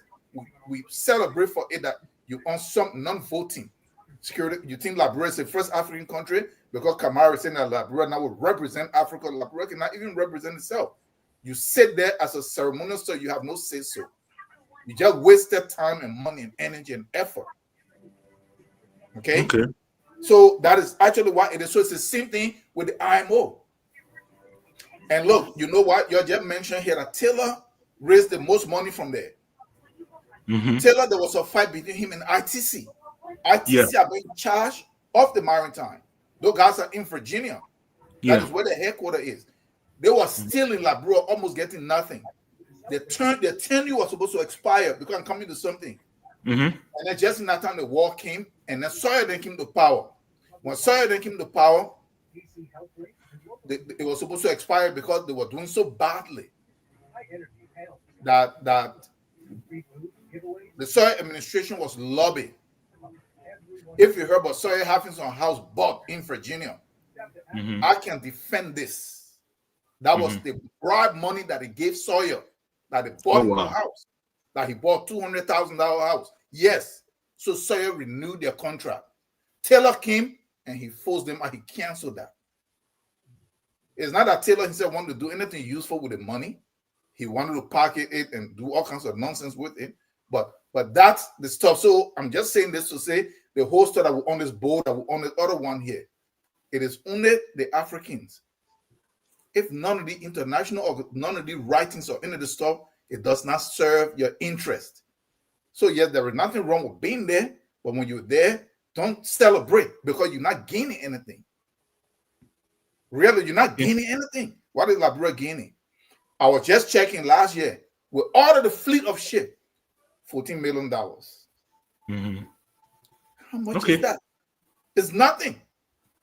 That we're going to celebrate that we're on some board. There's not a White House stuff. So because the moment we mention it on a one-person administration, the guards try to attack immediately. No, it's not a White House stuff. This is the systemic problem that we are having in Liberia. $14 million for all of the ships that are registered all over the place. That's nothing. Okay. Mr. Kamara? I got a meeting. If you guys don't mind, let me use my 30 seconds to close. Yeah, go ahead, and you can close all up. Right. Let me thank you all for the opportunity tonight to come here and exchange our views. Let me thank our audience for following us as well. Happy Thanksgiving to all of us. I'm still suffering from PTSD from my egos collapsing, but you know what? Our hopes are not lost. We will get it together. But it's been great being here. I would just say to my government, I'm rooting for this government to do better by our people, because I believe when they do well, our people do well. But by the same token, we will not let them get away when we believe they are taking decisions that will harm the interests of our people. This whole hullabaloo over building headquarters in every county, I think it's a nonsense move. I think if they have the money, they should hold these rallies, raise the money, give it to the sector, whatever it is, health or education, or to help our people. Our people are suffering. We don't need no headquarters gathering and raising, $2.7 million Liberian dollars, parading. I saw Moe parading the street of Banga, China Euro money he stole, and we got to receive for all those. He will be out. Marvin Cole is going to beat him. I can tell you that. So let me say finally, I don't know which is bad, that he brought all of the big guns and he raised 2.1 Liberian dollars, or if they had raised $2.5 US, that is a lot of money for a suffering country. So I don't know what they're trying to prove here, but whatever it is, we want them to please please do the best you can and do right by our people. There's a lot of suffering going on in that country. We all know that. Thank you guys again. Hope to be with you again next Sunday. Thank you so much, gentlemen. Thank you so much. We appreciate you, Chief. All right. Mr. Kamara? Yes, sir. Give me 30 seconds, Chief. Oh, you gave right 2 minutes. Give me 30 seconds. Hey, 2 minutes. You didn't speak? No, Okay, sorry. All right. I thought I was just giving you a rebuttal. Go ahead. You got your 2 minutes. Yeah, so couple of things. Mr. Ismail, just for the record, William R. Talbot death in Liberia, there was a hand that no one saw but those who were involved in his killing. That's why you have something standing in front of the executive mansion called the unknown soldier. Who's the unknown soldier? We know how it happened. You know, the Crown Boys took the blame, but some people wanted him out, and it wasn't the Liberian people. The Liberian people loved Willie. They used to call him Willie Double. But anyway, look, Mr. Tao, you always ask the question. I don't know where you're from. I'm from Liberia. Mark that down today. Remember that. I never asked you that question before. You did, my man. You did. No big deal. You will ask questions. I just answer. That's all from Liberia. Now, this whole maritime thing, people want to jump the gun again. Oh, what is the benefit of it? All these years, Liberia have been playing a pivotal role in world maritime affairs from the 70s, even under the Canada Sheldra Tubman. Today is the day because it's Joseph Bogai time. You say, what benefit is it? So what we're going to do, we got our man Pade, is the head of the maritime, is the head of the mission over there. We're going to see what he's going to come up with when we win this thing. So, like you said, 30 seconds, I will not take too much of your time because this stuff requires a simple answer. Let's win first, and we'll take it to the next level. Every leader is coming with their own technique. So let's see what happens. All right, thank you so much. All right, people. So that has been our topics. We have exhausted. We still have a good. Oh, that is great. That is beautiful. We still have a good 10 minutes here. So we'll go into our closing. I'll give everybody, 2 minutes or a little over 2 minutes to go ahead with the closing. Remember the topics. We talked about declare we are City of Hope, asset recovery, and how that it can be the beginning of true asset recovery. So we're not running behind OOTC anymore. A real asset we're running behind now. The second thing we talked about was, another tenure position, resignation. Emma Glasgow resigning from NAFA finally, whether it was compromised and she's going to get money in the back end, or will she be truly held accountable for what she has been accused of? And then the United Party is raising money to build not one, not two, not three, not four, 15 headquarters in the 15 county, and to point about our national headquarters. And then, of course, fourth, the IMO Category A council that Liberia is vying to be a part of. Liberia is presently on the council. The term is up, and now they're vying to return to their seat. So there you go, Mr. Eastman. You go first, please. Well, there's a common thread. If we sum up everything we talked about today, there's a common thread, and that is Liberia is at a crossroads between old habits and the demand for a new standard of accountability. Let's stay for a minute. We examine how the line between public and private interest becomes blurred when state resources are involved. We talked about why suspensions are often used as political tools instead of decisive administrative actions, and how rapid political fundraising raises real concerns about wealth accumulation that outpaces public and economic growth. We also looked at the economic realities felt directly by ordinary Liberians, like rice prices, which remain a barometer of national hardship. So Liberia needs institutions, clearer rules, leadership that does not hide behind political convenience. That has not changed, and we're looking forward to the Buckeye administration leading the way. But if we're going to still embrace those old tricks and habits that have been used over and over again by the tired politicians, then we'll be back where we were before. And that is why we're talking, so that we don't return to those days. We want to go further. We want to go forward. And I'll leave mine right there.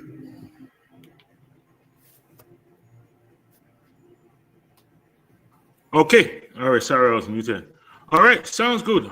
Mr. Tao, you go ahead and close, Chief. Okay.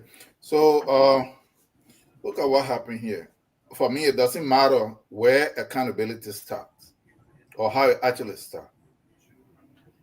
If the present government is really serious about committing their own corruption, but leaving it and persecuting the one from the previous government, that's fine. If they're going to do it in a fair way and they actually prove Claire Weir should account for all of the money that went to her. She handles state money. So all this stuff about they start saying witch hunt and witch hunt. No, she handles state money. If they came to me because I'm a CDC affiliate and I never touched state money, that's witch hunt. If they went after George Weir, that he never built anything in that country until he became president, he built all kinds of stuff all over the place. They need to see where the source of that money is. That's not witch hunt. He handles state money. And so let us get this clear. Really, they need to be audited. And if they find out that any of the money and she need to account for all that money that went to her, at least $4 million.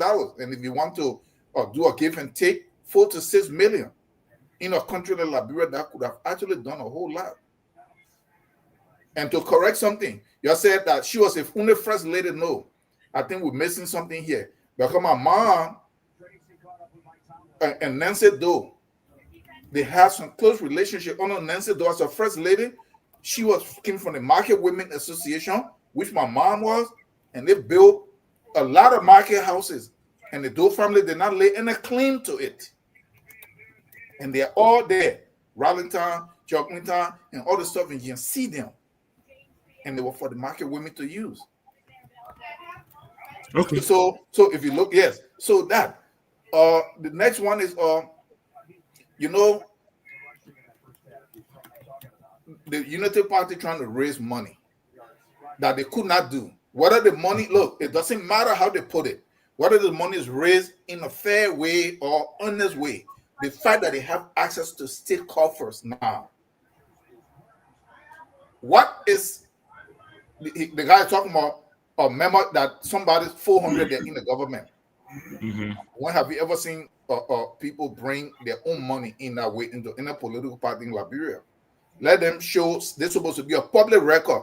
Let them show us the log of their membership fees that they've been raising that actually set something so we can see. So it doesn't exist. So the Baka government or a political party building a headquarters, there is nothing wrong with that, or building headquarters. But once you are in charge of state funds, you have to be very careful. And I will not address the whole maritime stuff, but I will address this. I know Victor is listening.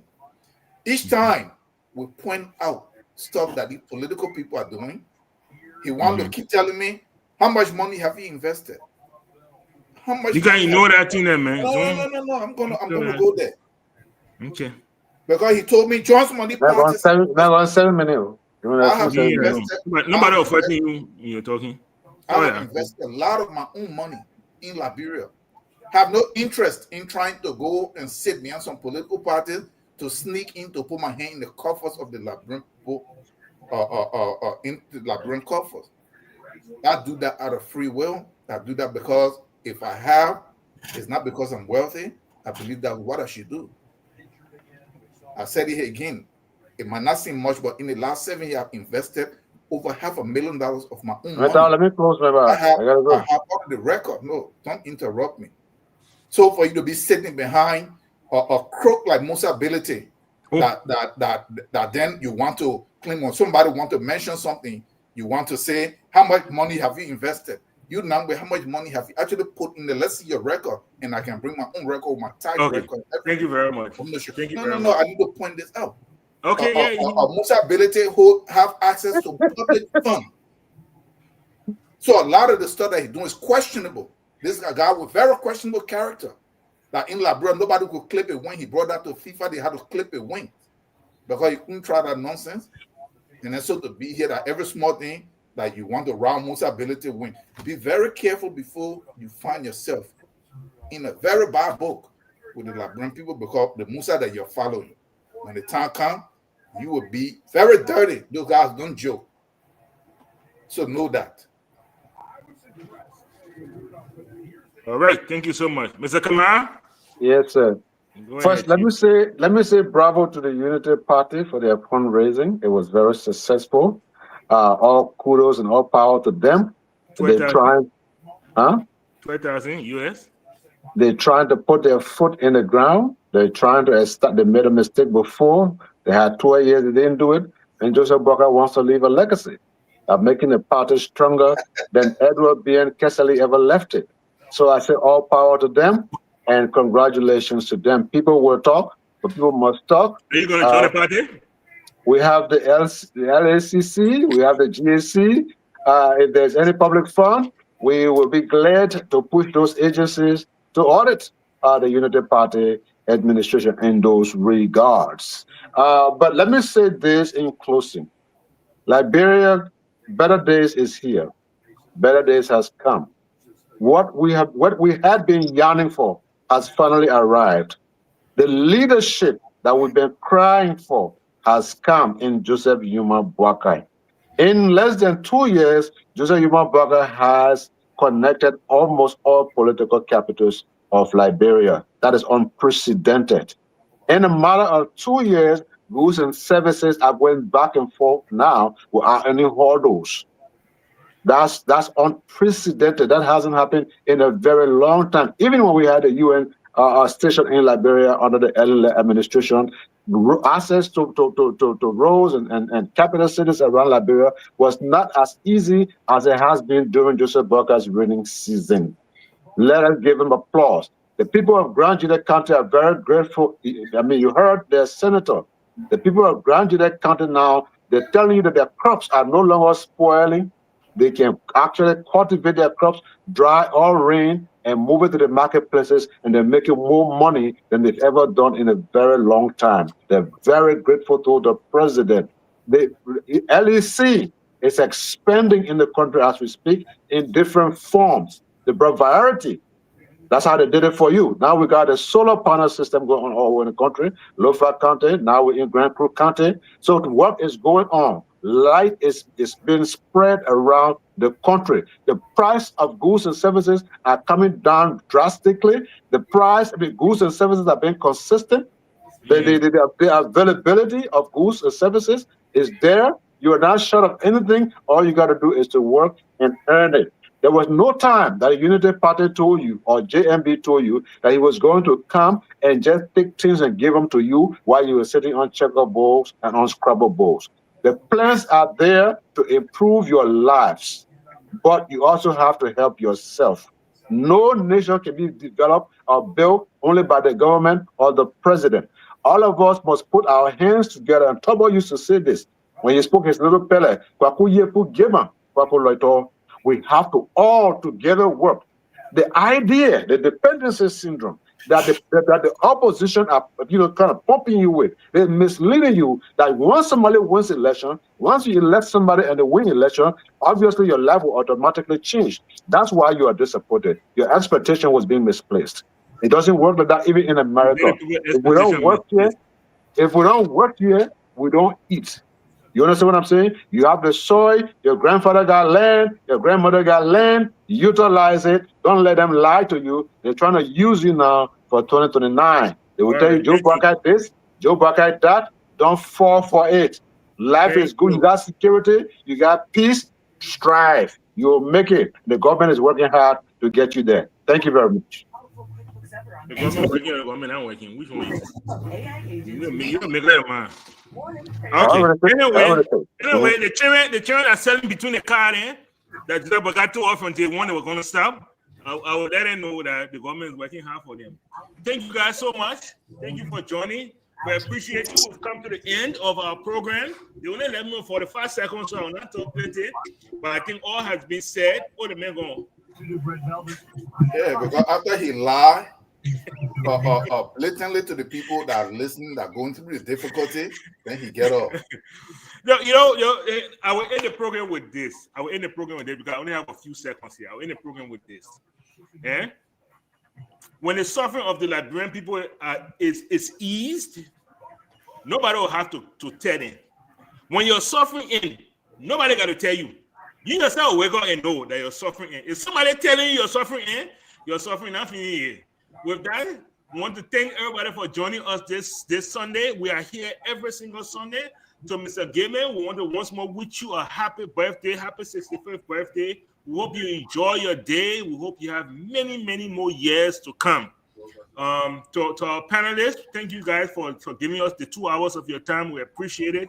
We know it's not easy coming on here Sunday, separating yourself from family and work and all the other things you have going on. And to our viewers on Facebook, YouTube, and the globe around, we say thank you. We appreciate you so much for sticking with us all these years.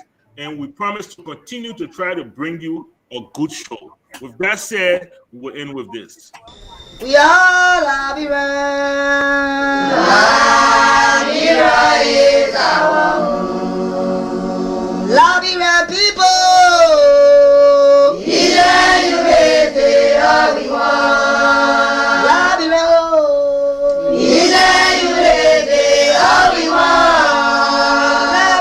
Liberia.